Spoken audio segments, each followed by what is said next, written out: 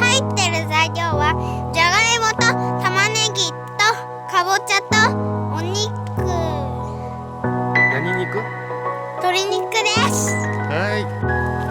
じゃあオープンします。鍋を開けます。どうしよう。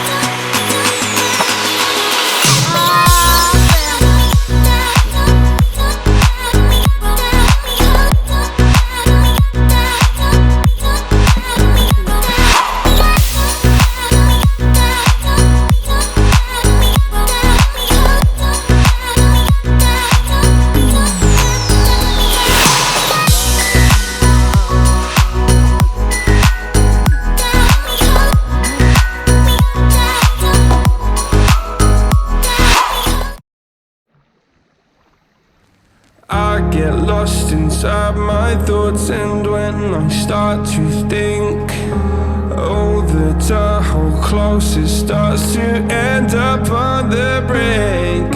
I tried so hard, but all these scars, they cut so deep, I bleed.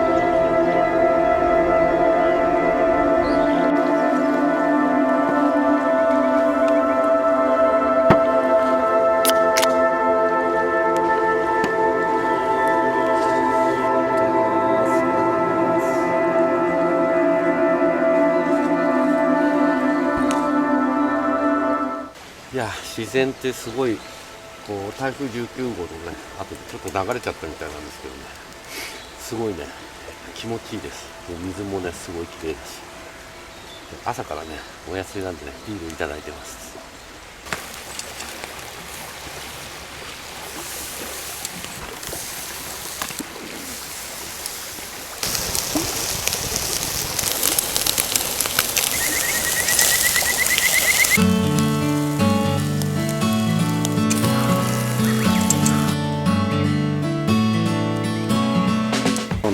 朝はこの照り焼きチキントーストでいただきます。